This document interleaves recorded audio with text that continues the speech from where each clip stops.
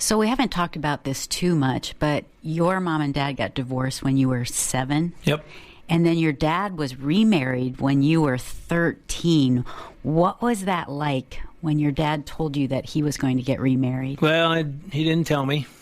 What? Yeah, I just sort of found out. I don't ever remember a conversation. My mom told me, hey, Dad's getting remarried. I live with my mom, so I wasn't living with my dad, but I was shocked.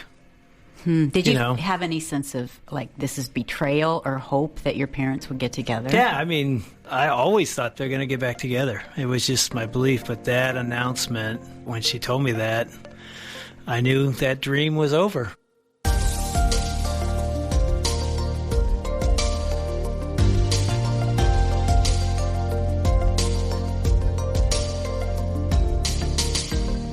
Welcome to Family Life Today, where we want to help you pursue the relationships that matter most. I'm Ann Wilson. And I'm Dave Wilson, and you can find us at FamilyLifeToday.com or on our Family Life app. This is Family Life Today.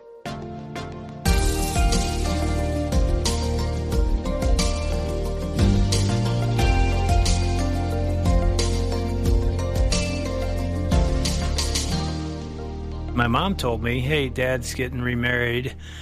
I knew that dream was over, and it's going to be a whole new life. And I think a lot of families experience that, blended families. And so today we get to hear a story similar from our Family Life Blended podcast with Ron Deal, the president of our blended ministry here at Family Life, where he interviews Terry and Carol Moss about blending a family with adult kids. Oh, it's kind of fun because Carol has her daughter on the podcast and Terry has his son on the podcast.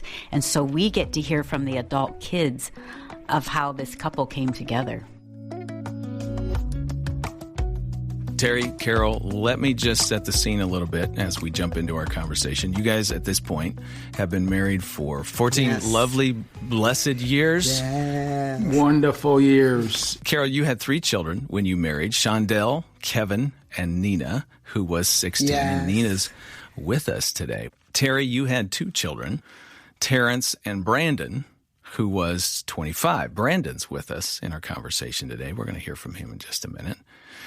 Part of the reason we're having this conversation today, the way we're having it, is because, as I've said on this podcast so many times and in so many of the books and things that we've produced to help families, there's often a different experience between where the adults are and where the kids are. And the adults are excited and anticipating the new family and what's to come, and kids are feeling something different than that. So there's just a lot of question marks and unknowns and some fear wrapped up in that. And the gap between adults and kids means you got to work hard to try to bridge that gap. And in some ways, what we're doing today is reflecting back on that journey for you guys and perhaps, wondering where you are now. And who knows, maybe there's still a few gaps, but the gaps are smaller and fewer of them. But I hope the listener is going to take away from our conversation today, I need to figure out how to bridge these conversations with our children, no matter what their age, so that we can move toward each other in that process. Okay, so we'll come back and get more from Nina in a little bit.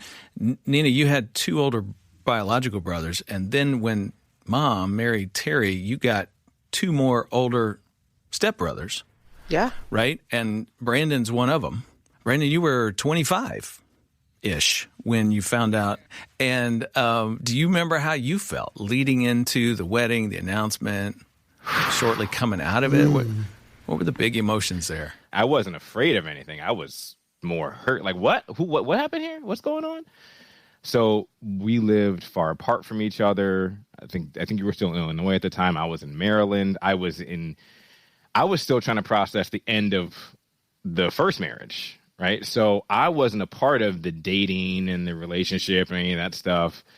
And I don't remember every little detail, but all I remember is when Dad was ready to announce that they were going to get married, in classic Moss fashion, it's got to be an event. It's got to be an experience. And so he brought Carol to town, and my, dad's sister, my Aunt Janie and Uncle Brooks, they live in Southern Maryland. I live in Maryland. And so we all went down there. I was like, oh, great, we're going to have a little family time. He may have said there was someone else coming, but I wasn't expecting Carol. I wasn't expecting a marriage. I was just, okay, someone's... None of that was on your radar. None of them are. So we sit down, and it's It's like, okay, hi, random person I've never met, don't know who you are. And then it was, and she was perfectly lovely, but I just don't know what's happening. So then it's like, well, I'm sitting there, and I remember holding my wife's hand. We're sitting there, and the announcement comes, and it was like, Brandon, Jessica, we're getting married. I was like, who is we? Because I'm already married at this point. I'm looking around the room like, I don't know. What are you talking about? Oh, no, so you two. And what's your name again? So and again, I don't know how many of these details are exactly accurate, but this was a feeling I remember very strongly. For me, it was like, I don't know what's happening. I don't know what to do with this. I don't know how to kind of connect with this new family that's here. And you know, I think one good thing is, and we'll give credit to Dad with that, is when he started feeling like there was some separation and that we wasn't gelling and that the boys on his side, TJ and Brandon, may be feeling a certain kind of way. What Dad did was like Brandon said, an event. He brought everyone together. So Dad called the boys to our home in Illinois, and we spent a weekend together in which therefore you are able to sit and express how you are truly feeling and about Carol, this marriage, and the whole gamut. So how you feel, let's be honest right now. So Dad did that from the very beginning of bringing everybody together. Yeah, and that conversation was primarily had with me and TJ and Brandon, because that was more, I needed to understand where they were because I started feeling the distance in our relationship. Mm-hmm. And that's when I said, okay, I'm going to pay for both of you to come to Illinois. One from Maryland and then one from California. And they came. It was a 4th of July weekend, and they arrived on that Friday. 4th of July was Saturday, and it was raining all day, so it was a perfect day for us to just sit and talk. I think we started at 9 o'clock in the morning, and I think we finished up. We had a break in between there for lunch, and we all ate lunch together, everybody, the whole family, laugh. And then we came back in after lunch, the three of us, and just had continued conversation until about 4:30 that evening. And what I think is important, too, as the stepmother, was to give them their time. Yep. Take me out of it because it's not about me. I want him to have that relationship with his boys, and it's about them. Validating the feelings, I think, is very important. So remove myself out. Carol, you know there are stepmoms listening right now going, no. I have to be in the middle of all of that. I have to be there to represent me. Nobody speaks well, and nobody really knows. Even my husband doesn't really understand what I'm feeling in the midst of this whole family dynamic. What would you say to somebody who makes that objection?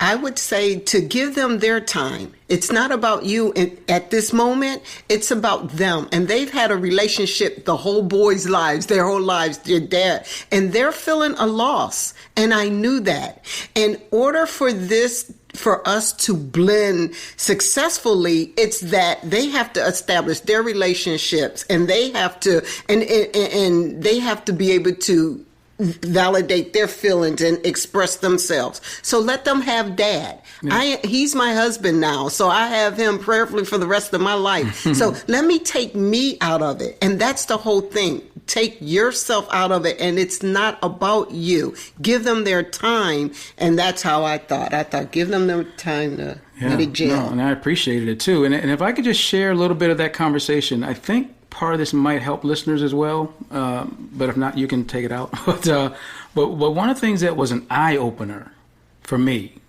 because again, the purpose of bringing them to that conversation in that moment was to try to understand how were you feeling and what's going on and why do I feel like distance is becoming a part of us. So we had started the conversation. And I told him, hey, it's just us, three of us, and be honest, speak whatever your mind. Don't feel like, well, I can't say this because you're my dad. No, whatever, just say it. And so it started off, and TJ, the older, I'm going to speak because, we've been talking about this, and I'm going to tell you what we're thinking. And so he started off with, our problem isn't because you and Mom got a divorce. He said, I live with you, I understand that. So I thought, okay. And secondly, he said, it's not that you married Carol. She seems like a very lovely woman. You seem to be happy. I'm fine. So now I'm really in my mind thinking, wait, well, if it's not that, it's not this, then what is it? I never forget this third thing. And TJ said, on behalf of TJ and Brandon, and so Brandon actually alluded to it earlier in this conversation, and he said, it's not that and not that. It's the fact that you have moved on with your life, your new family and everything, your new life, and we feel like you left us behind. Mm-hmm. Mm-hmm. That was like a whew. Mm-hmm. And having those conversations, I had to be prepared for whatever the answer was. Mm-hmm. And so when I heard that, it was revealing. I had to swallow. Yeah. Sure. But then I also said to them, thank you for sharing that. I had no idea you felt that way. And then I gave them my reasons why I wouldn't. You're distant, you're grown, you had your own life. I didn't know that would be how you would feel. And I wanted Brandon and TJ to understand that from me as well as the stepmom, is that I'm not taking you away from them. I want to be a part of. And so that's how I wanted to present myself, is that I know that that's your father, and I know that how you guys feel. I don't want you to feel like I'm taking him away. I just want to be a part of. So my whole thought was, I'm coming alongside. I'm not the head. I'm not taking him. I'm not trying to control any of that. I just want you to see the true me, the true heart that I have, and I want to just be a part of.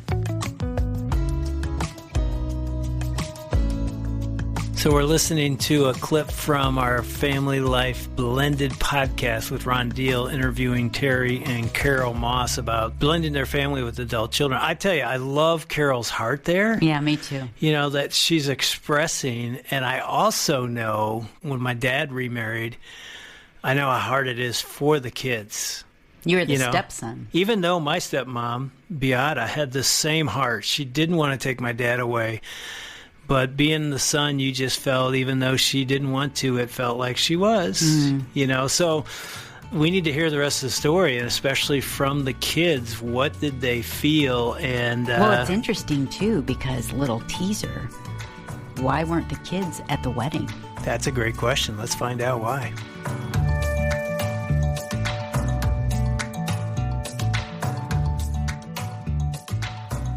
So, Nina, do you want to ask that question of Brandon now? What was I going to ask? Okay. Because I'm thinking of actual specific wedding day. You guys not actually being there at the physical wedding. So let me get the situation right. When Terry and Carol got married, Brandon and his wife were not able to be there, or Brandon and TJ? Brandon and TJ were not there. Okay, so go ahead, Nina. What? I mean, did you guys feel, was that an option that you didn't want to attend, or you had the option and you chose not to? What? Because I mean, again, I was younger, so I don't know. Well, yeah, it wasn't really anything too deep. I think going back to the initial story of the introduction, it was like happening like the next week or something. Like we didn't really, like it was like, hey, this is Carol. Hey, we're getting married. Hey, it's happening in like a month. Hey, it's a destination wedding. Do you want to come? We're like, okay, like, I'm still back at, are you guys reconciling? You need to give me way more runway than this. And then it just came down to logistics. Like, you know, I have a wife. I don't know if I had a kid at that point, but we were like, okay, we're going where? We're going to Hawaii for how long? To do what? Like, wait, what's happening? And we just weren't really in a place to do that quickly. Nina, it sounds like you were wondering what that meant to them. Yeah. And you were kind of wondering if that made a statement about them and their approval of the marriage, or... I've just always wondered. Right. And here's my question back to you about that, because that, again, is a very legitimate question. You were there, right? Why aren't they there? What does this mean? Not knowing probably left some sort of doubt in your heart and mind, and I'm wondering how that, if at all, impacted your developing relationship with your now two stepbrothers. Even if it was just in your head, how did that make a difference? Not necessarily. I think that question more so is based off of how I think I would have felt at that time if I was in their shoes. But again, like Brandon said, logistics, timing, and everything. And if I can honestly say, we didn't know each other that well. We all hadn't really come together as a family and, oh, these are your two stepbrothers now. Everybody love each other. It was never one of those coming to Jesus moments. So I've just always wondered what was your guys' perspective or your personal perspective on the situation. You know, at the front of this conversation, we kind of wondered if it would, serve you well to reflect back on the family journey.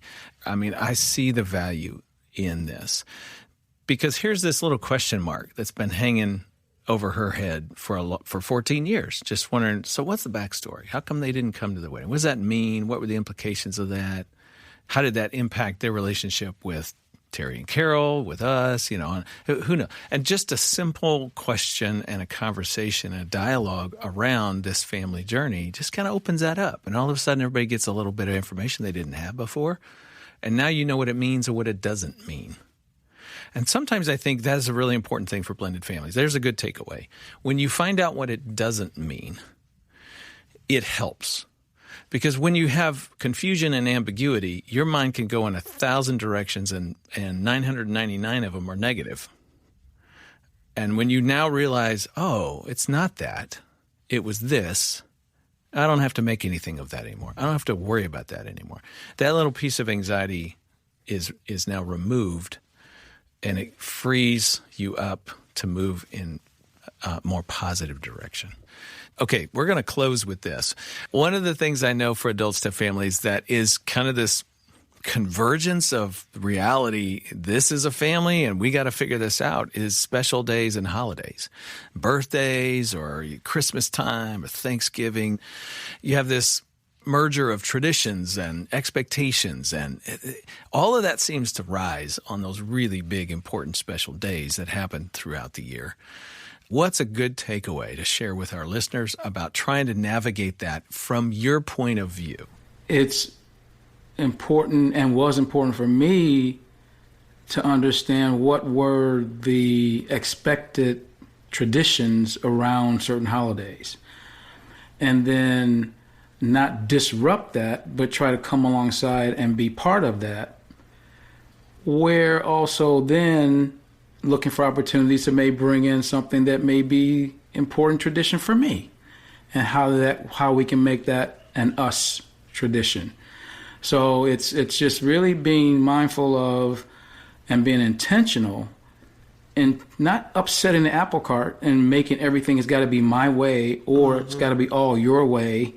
And I don't feel like my traditions are important or nobody cares about what I feel, what I think. Instead of that kind of animosity developing, just find ways to try to integrate and cooperate and then come up with something that may be even a new tradition. Mm-hmm. For me, I want the boys to know that he's always going to be their dad and that I didn't expect to come in and take him away. So if I'm seen as an addition, that he's just not mine, he is ours. And I want them to know that I'm here to walk alongside of him. So like we said before, it's our kids and it's our children and we love them. I love them equally. And so I want to be seen as an addition, not as taking him away from them. And then are they welcome to come home for holidays? They welcome. Oh, they know I love the grandboys and just, I don't want this looked at as if it's chaos or something that makes them nervous. Because I know that when Brandon first baptized one of the boys and we finally all came together as a family and his mom was there and I was there and the other grandmoms, I just know that was just the beginning of nervousness as us coming together as a family. And so I just, you remember that, Brandon? And so, and how you felt with this new person coming in. So I just want to come in as an addition and validate their feelings. That's very important. And this has to grow organically, not forcefully. Mom, you just took the words out of my mouth. Just allowing things to happen organically and to where things don't feel forced at all. And just having the love for my mother and knowing that her feelings and her emotions are being nurtured the way that they should be, the way that she would like them to be, was everything. And especially with my dad coming into a relationship or a marriage with a disabled child and never really having to have dealt with that before, that was something I know I personally appreciated because my brother meant the world to me. So it was just like, who is this person going to come in? And Shondell looked at him as well, like, oh, Dad or Moss. I love those moments. So just being able to nurture everyone's personal feelings and allow it to happen organically was what I appreciated the most.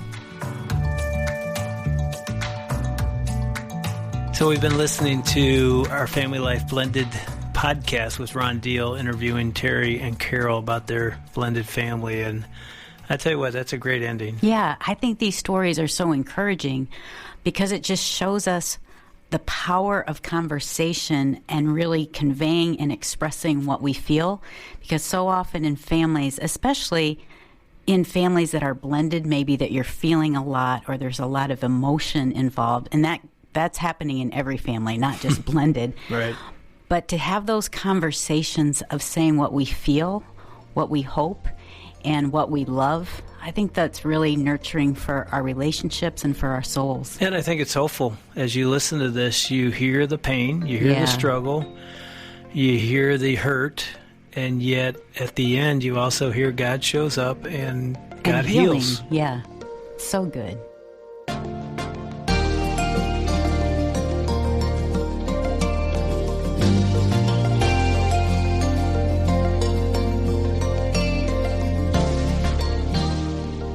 With all of the joy and emotion that surrounds a marriage and two becoming one, we can sometimes lose sight of the fact that, especially in a blended marriage, there are going to be some unique challenges. And we've heard about that today from the Mosses and from their adult children.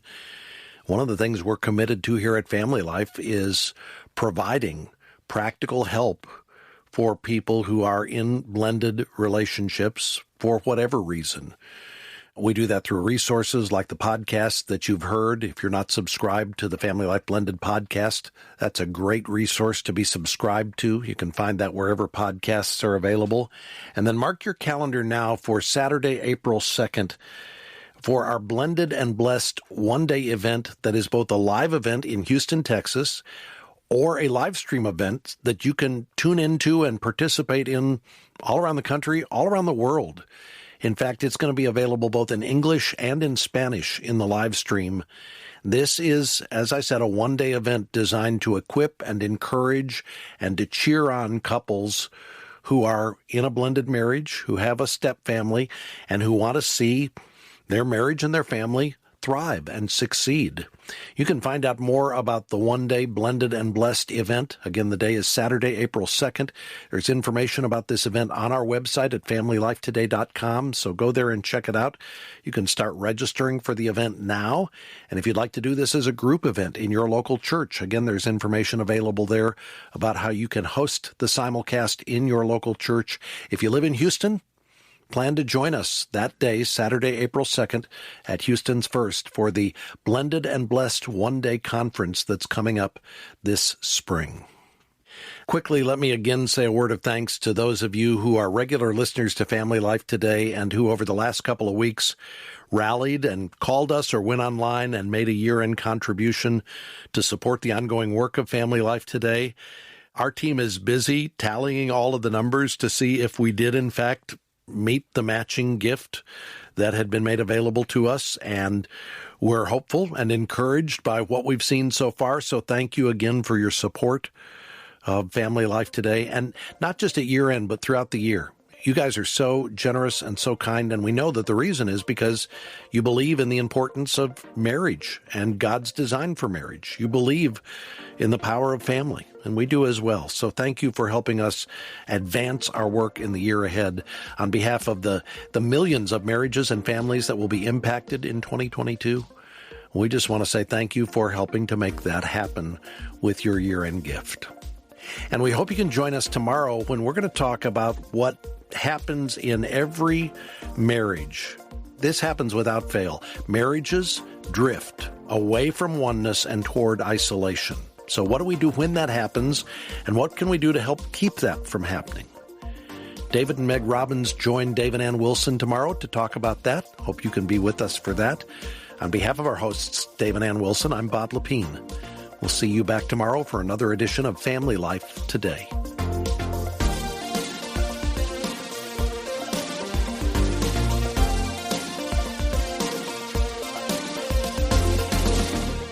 Family Life Today is a production of Family Life, a Cru ministry, helping you pursue the relationships that matter most.